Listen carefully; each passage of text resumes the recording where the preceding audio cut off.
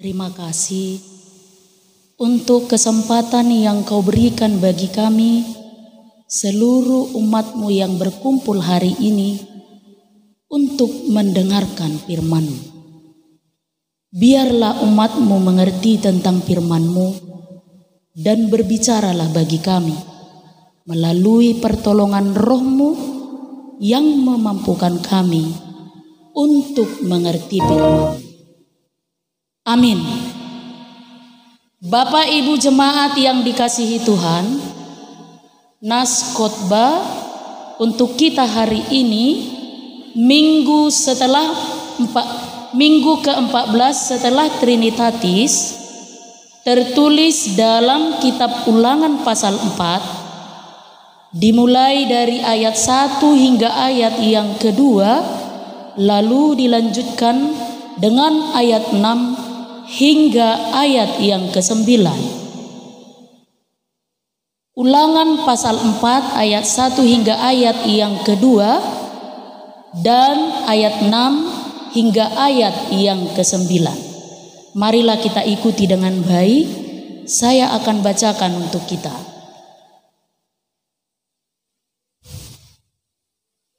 Musa menasehati bangsa itu memelihara hukum Allah. Maka sekarang, hai orang Israel, dengarlah ketetapan dan peraturan yang kuajarkan kepadamu untuk dilakukan, supaya kamu hidup dan memasuki serta menduduki negeri yang diberikan kepadamu oleh Tuhan Allah nenek moyangmu.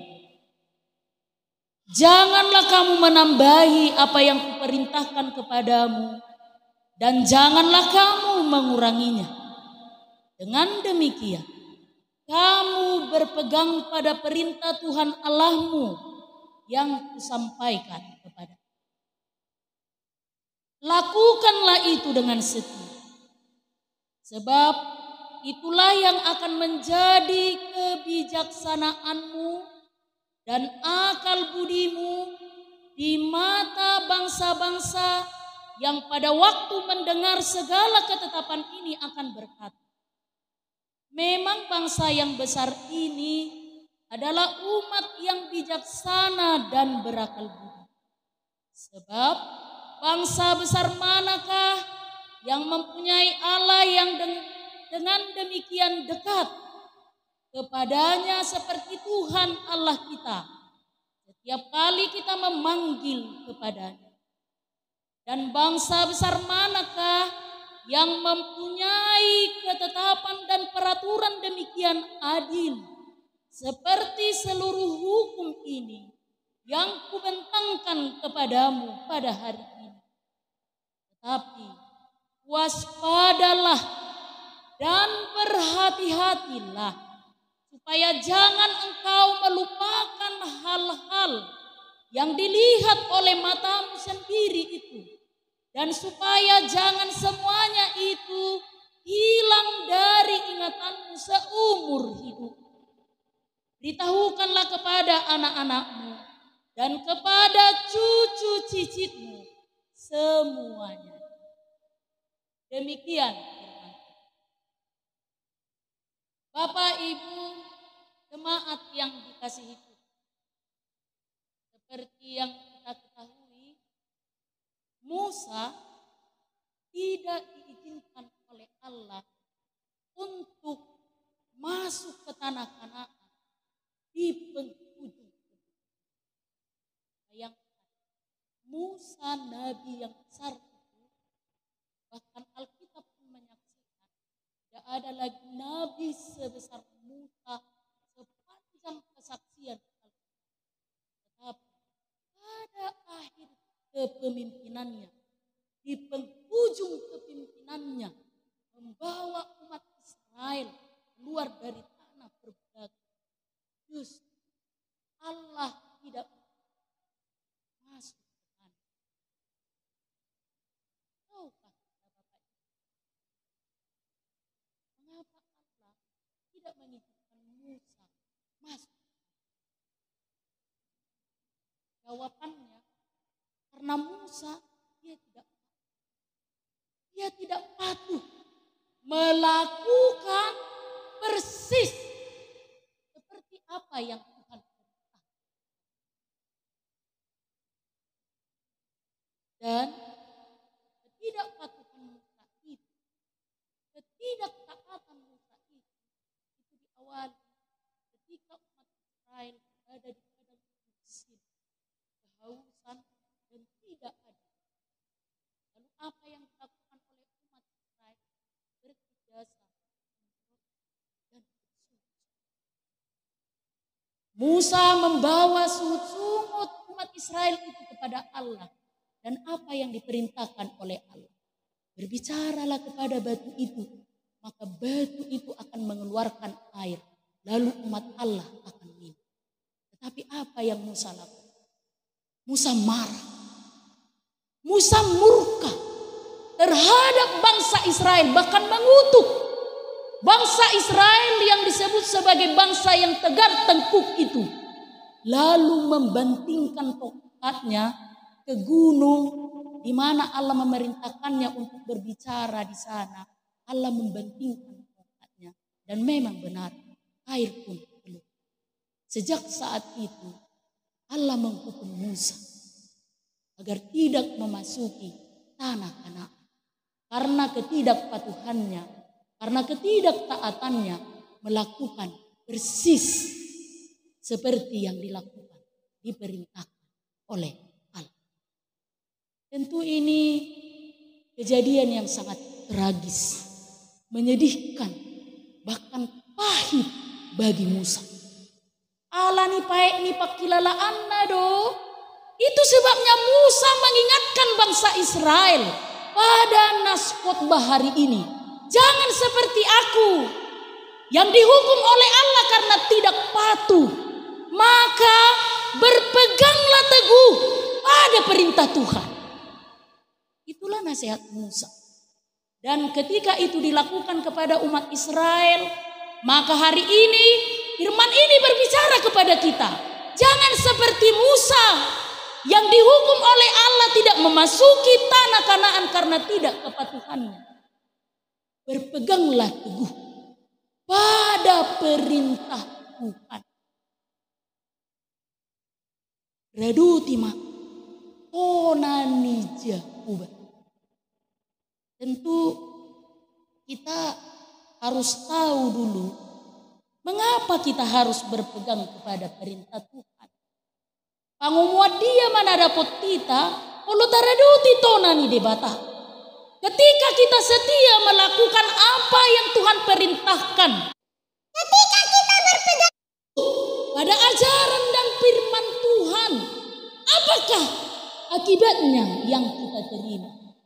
Apakah keuntungan yang kita peroleh? Maka Bapak Ibu coba lihat Alkitabmu, Ulangan pasal 4 ayat 40. Saya mohon semua ya melihat Alkitabnya dan saya minta kita membaca secara bersama-sama. Ulangan 4 ayat 40. Marilah kita baca bersama-sama 1, 2, 3.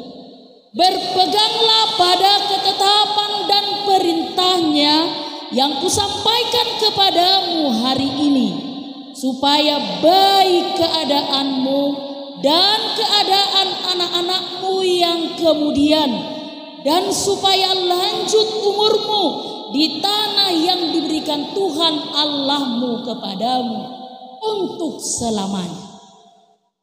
Bukankah firman ini memberikan sukacita dan kekuatan yang baru bagi kita, Bapak Ibu? Mengapa kita harus setia melakukan perintah Tuhan? Karena supaya baik keadaanmu dan keadaan anak-anakmu kemudian. Jadi manfaat melakukan firman Tuhan dengan setia, gak hanya keadaanmu yang baik, tetapi keadaan anak-anakmu yang kemudian, cucu cicitmu pun akan baik keadaannya. Jadi tidak usah bersusah payah memikirkan Ketika anak-anakku masih kecil, sungut dia naik sogo tuh rumah gudang. Aku lalu jauh memikir kulit. Cukup lakukan perintah Allah dengan setia, maka akan baik keadaannya. Bahkan cucu cicitmu akan baik keadaannya. Lalu yang kedua, supaya lanjut umurmu. Bukankah ini cita-cita semua orang? Gedang ma umurmu, penggeng saur matua maho, amang inang. Dan itu akan terjadi ketika kita setia berpegang teguh pada apa yang Tuhan perintah. Jadi efeknya itu sampai kepada keturunanmu yang kemudian. Itu sebabnya saya ingat betul. Pernah seorang pendeta senior yang sudah pensiun berkhotbah demikian. Berpikirlah 1000 kali sebelum saudara melakukan pelanggaran. Kalau saudara tidak kasihan kepada dirimu sendiri, setidaknya kasihanilah anakmu, bahkan generasimu yang kemudian. Molos wasiru hamma mereng dirim, inomat asiru hamma mereng anakmu. Jadi berpikir 1000 kali sebelum melakukan pelanggaran. Karena apa? Efeknya bukan hanya untuk dirimu, tetapi kepada keturunanmu yang kemudian akan menanggung. Rodi sudut patuluhon, rodi sudut paupatok, sahat tu sudut nabapiku. Itu mai, lima akibat yang ditimbulkan ketika kita berdosa kepada Tuhan, tidak berpegang teguh kepada apa yang Tuhan berikan. Jadi kalau kita sendiri tidak kasihan kepada diri kita, setidaknya asiru hamma mereng anak kami, asiru hamma mereng apa hukumi, sotung susah ngununi isobo. Kirokan nak nani dok ni, tunggu tului marlomo-lomo, mangulahun nadi rohanai, mangulahun hisap-hisap di daging nai, lupa kepada penciptaan. Iru tahe, nakpas dunak. Lupa kepada penciptaan. Jadi hari ini renung, kasihani dirimu. Kalau tidak kasihan lagi dengan diri sendiri, kasihani anakmu, kasihani cucu cicitmu seperti kerinduanmu untuk mendapatkan umur yang panjang. Sekali lagi, apakah keuntungan bagi kita ketika kita setia melakukan perintah Tuhan, ketika kita setia berpegang teguh pada perintah Tuhan, keadaanmu baik, bahkan kehidupan keturunanmu yang kemudian akan baik. Pertanyaan yang selanjutnya, Bapak Ibu jemaat yang dikasihi, kalau demikian indahnya hidup dengan berpegang teguh pada perintah Tuhan, lalu apa yang menyebabkan manusia sulit lakukan itu? Apa yang menyebabkan kita ini berkali-kali jatuh dalam dosa? Apa yang menyebabkan kita ini berkali-kali lakukan pelanggaran di hadapan Tuhan? Cukup sederhana jawabannya. Penyakit hati. Adok kita di zona marsahi Tuhan. Jadi orang katakan, orang yang sehat itu setidaknya dia wajib memiliki ketiga aspek ini. Apakah itu? Fisiknya sehat, mentalnya sehat, sosialnya juga sehat. Persoalannya kita ini terlalu fokus, terlalu habis dan berkonsentrasi memikirkan kesehatan fisik. Cek majuba gula darah, hati naung naik dok. Cek majuba kolesterol, hati naung naik dok. Cek majuba tekanan darah, hati naung naik dok. Kita lupa di samping kesehatan fisik yang kita butuhkan, kesehatan hati, jiwa, mental ini yang sangat perlu. Kita lupa. Apakah contoh penyakit hati ini? Dan tanpa kita sadari, ini terus-menerus bertumbuh seperti jamur di hati kita. Sehingga sulit berpegang teguh pada perintah. Apakah itu? mudah sakit hati. Aku tua mabaya, namura-mura sonari jol macikan. Hal kecil sakit hati, hal remeh-temeh sakit hati. Mudah kali sakit hati, mudah kali tersinggung, mudah kali sitik. Kalau napa sebelum madok apa deh? Baper ya, bercanda dikit baper, cewa dikit baper. Itu penyakit hati. Dan tanpa kita sadari, ini terus-menerus bertumbuh di hati. Apalagi mudah putus asa, murah-murah medeni, kecewa sedikit putus asa, gagal sedikit pesimis, seperti seseorang yang tidak beriman kepada Tuhan.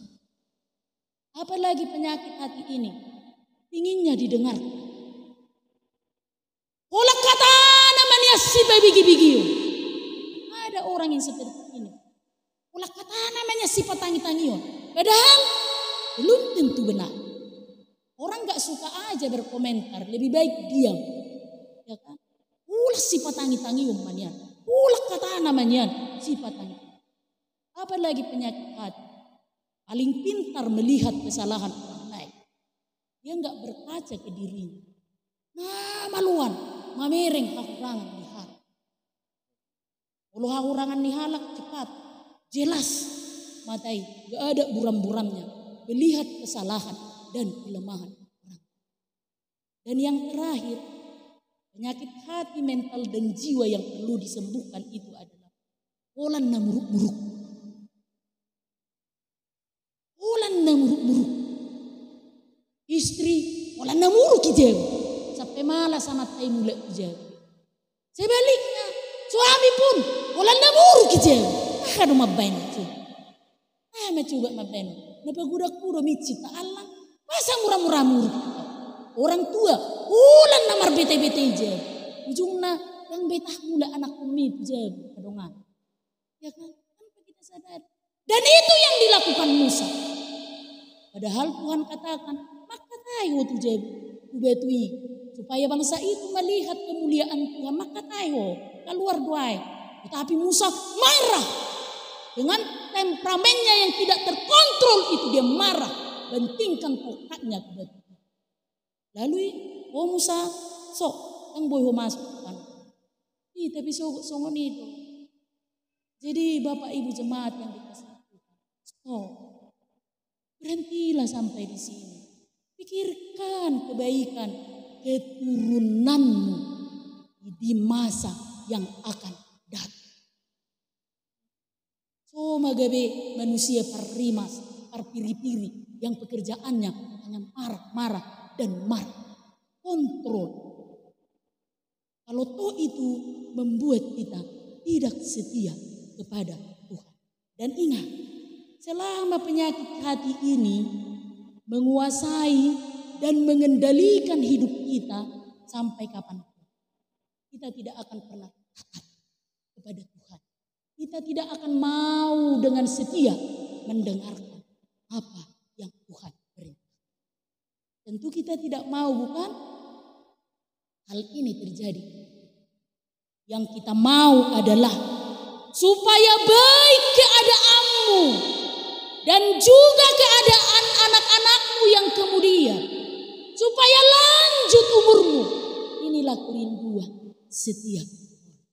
Maka Musa hari ini mengingatkan, berpeganglah teguh pada apa yang Tuhan perintah.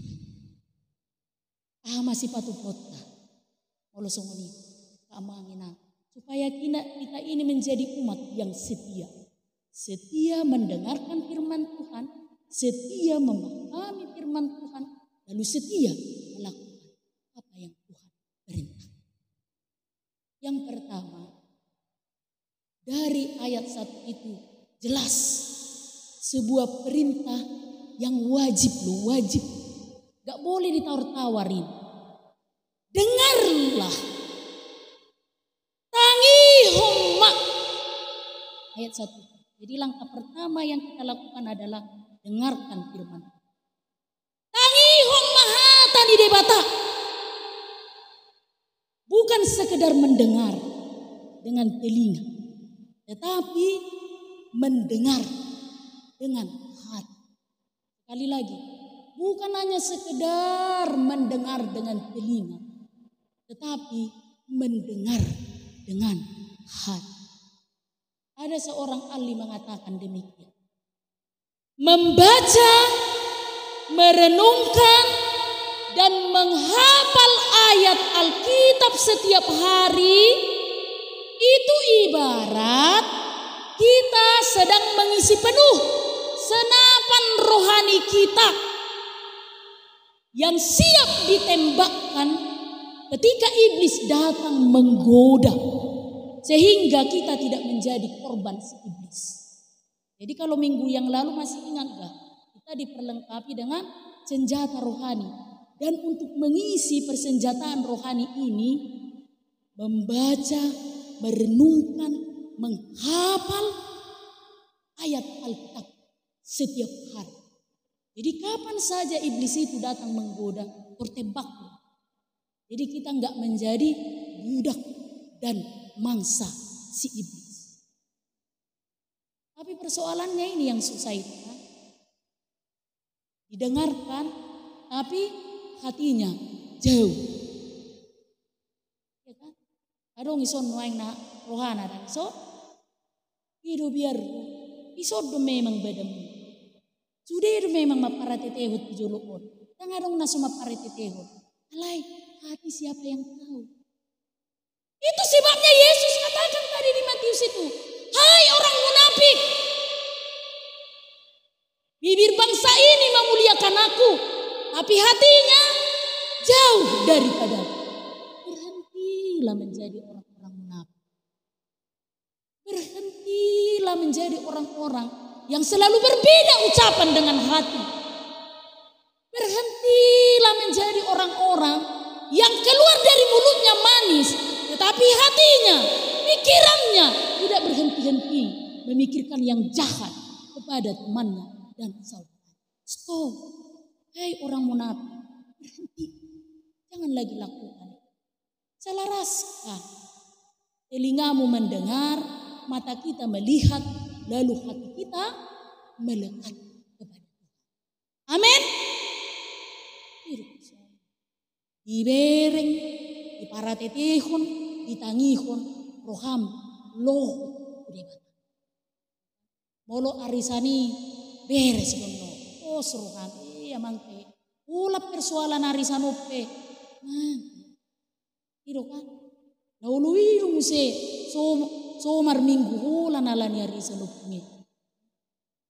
Awat por kecewa berat dah. Oh ningot kamu dah. Kecewa berat. Teramat sangat kecewa. Mulu di gereja nang marsi jalangan, alek arisan marsi jalangan atau rasi unut mamerin kolman. Kayak begitu. Ibar mingguan dan ro alay arisan, wih di ro ini stop lah ya. Jadi yang pertama dilakukan supaya kita berpegang teguh pada perintah Tuhan itu, dengarkan dengan baik firman Tuhan. Tangihun tinggal.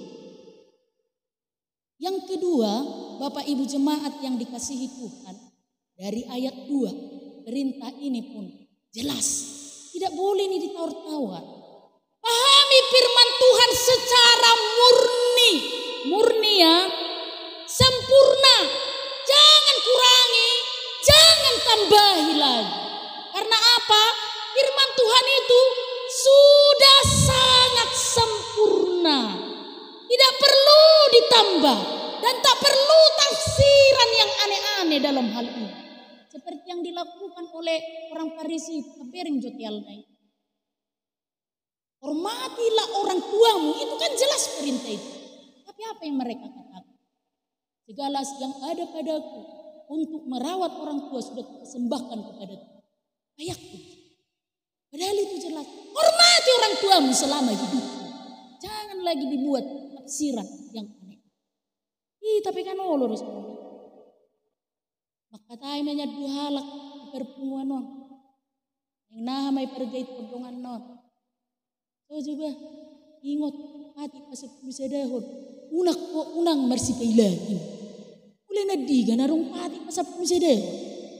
Harus 10 orang tarulah hok kita. Kita baik si sedenai. Hanya itu cari mati namanya. Iya kan? Jangan tambahin. Jangan juga kurang-kurangi. Ingat bah, pati pasap misede hon. Unang marsipai lagi tau. Malo-malo mah itu. Itu kan? Ingat ulat kadok ko ni sok ang buho masuk ke surga. Siku. Nade batama mo saya. Jadi pahami firman Tuhan utuh. Jangan dipotong-potong, jangan dikurangi, jangan ditambahi. Kadidok di batado, pemerbisuk kita. Beta mah, pemerbisuk. Dipakai mana sa kalimat itu pemerbisuk. Tapi arong dosa benar. Jangan. Utuh paham. Utuh dengar. Murni. Tak perlu dikurang-kurangi. Tak perlu ditambah-tambahi. Musa udah bilang loh, jangan seperti aku, pahit rasanya. Ketika Allah menghukum aku, tidak mengizinkan masuk ke tanah Kanaan. Jangan kau kurangi, jangan kau tambahi. Cukup berpegang teguh di dalam. Jadi yang kedua, pahami firman Tuhan secara murni. Unang ngorui, unang tebay. Jadi sogok molarong dongamu madok. Hati pasap sada unang marsipailan, soho, masuk. Yakinkan diri. Alai unang-unang usah diri rumah dukun nih kan berat. Yang terakhir dari ayat 6. Inilah langkah yang harus kita kerjakan, yang harus kita lakukan supaya kita berpegang teguh pada perintah Tuhan. Apakah yang Tuhan mau dari ayat 6 ini? Melakukan firman Tuhan. Jelas dikatakan di ayat 6 itu. Lakukanlah itu dengan setia. Lakukanlah itu dengan setia. Ingat ya, mendengar firman Tuhan itu sangat baik. Nadingganan manangihon hatani debata. Tetapi ingat, Yakobus 1 ayat 22 kata, tapi jadilah pelaku firman. Jangan hanya mendengar. Karena ketika itu terjadi, saudara sedang menipu diri sendiri. Dengarkan dengan baik, pahami dengan baik, lalu lakukan. Supaya apa? Kita jangan menjadi seorang penipu. Kalau hanya datang mendengarkan, tetapi tidak ada perlakuan sedikit pun, penipu. Itu Yakobus 1 ayat 22. Karena apa? Teori itu berguna bila sudah firman Tuhan akan sangat bermanfaat. Namar gugus itu tuduh hatani di mata. Molo dung diulang. Supaya apa? Sehingga hidup kita ini menjadi gambar firman. Nah sekarang di akhir ayat 6 itu wariskan apa yang kau lihat, apa yang kau dengarkan, apa yang kau saksikan dari firman Tuhan. Jangan lupa. Wariskan itu kepada anakmu, cucumu, cicit. Supaya apa? Baik kehidupannya dan lanjut. Sekarang pertanyaannya, warisan apakah yang sedang kita persiapkan kepada keturunan kita? Jadi ada sebuah ilustrasi yang menggambarkan 2 orang laki-laki yang bersahabat sejak kecil. Setelah waktu berjalan, kehidupan kedua laki-laki ini berubah drastis. Satu menjadi orang kaya, sangat kaya. Tetapi satu menjadi orang miskin. Satu kaya, satu miskin. Suatu ketika mereka bertemu. 2 sahabat, satu kaya dan satu miskin ini bertemu. Lalu orang kaya ini dengan sangat bangga menceritakan. Nama tua kita teh, sahabat ale-ale, kale-kale. Olohi tapi satu kenai nama-nama nguluan. Sebentar lagi kita akan mati. Tetapi aku sudah mengumpulkan banyak harta untuk wariskan kepada keturunan, bahkan cucu dan cicit. Sekalipun mereka nanti kerjanya hanya makan dan tidur, mereka akan hidup dan terjamin masa depan. Lalu sahabatnya itu bilang, wah luar biasa sahabatku, luar biasa, memang hebat perjuanganmu, luar. Lalu diteruskan dengan sahabatnya yang kaya. Lalu kau, Apa yang kau wariskan kepada keturunanmu? Ahmat waris sono mate. Hopi pugos tok. Songo pugos ni maramu sesogot keturunanmu. Tetapi sahabatnya yang miskin itu menjawab, kalau miskin boleh-boleh saja. Kalau bukan, alayau ngah waris song kebenaran dan keadilan tentang firman Tuhan kepada anak dan keturunan. Lalu dijawab sama sahabatnya yang kaya itu, emang dari firman Tuhan bisa makan? Emang dari keadilan firman Tuhan bisa makan? Jawab lagi sama sahabatnya yang miskin itu, memang gak bisa makan dari sana. Tetapi dengan hidup adil dan benar, mereka akan mendapatkan kebaikan hidup. Begitulah pembicaraan itu berakhir dan waktu terus berjalan. Ternyata kelanjutan keturunan si kaya itu, apa yang terjadi? Ada yang hidupnya tidak benar, dipenjara, ditangkap karena korupsi dan lain sebagainya. Berakhir dengan sangat tidak baik. Tetapi si miskin yang menganugerahkan, mewariskan keadilan dan kebenaran firman Tuhan kepada keturunannya, dia hidup dan dengan benar dan pada akhirnya menikmati kehidupan yang kaya, hidup bahagia dan umur yang panjang. Pertanyaannya, Bapak Ibu jemaat yang dikasihi Tuhan, apa yang sedang saudara kumpulkan untuk saudara wariskan kepada keturunan? Apa yang sedang saudara rancang untuk saudara wariskan kepada keturunan?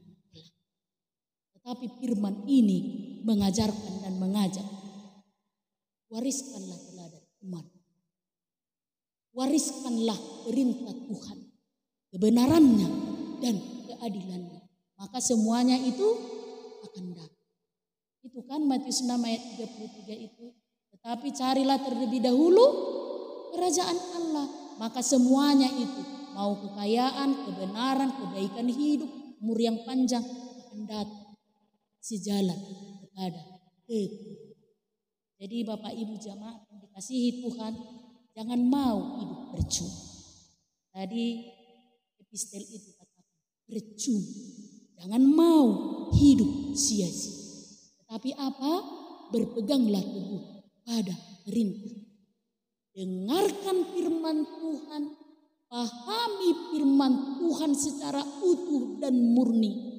Lalu setialah lakukan itu dalam perjalanan hidup. Amin. Kita berdoa.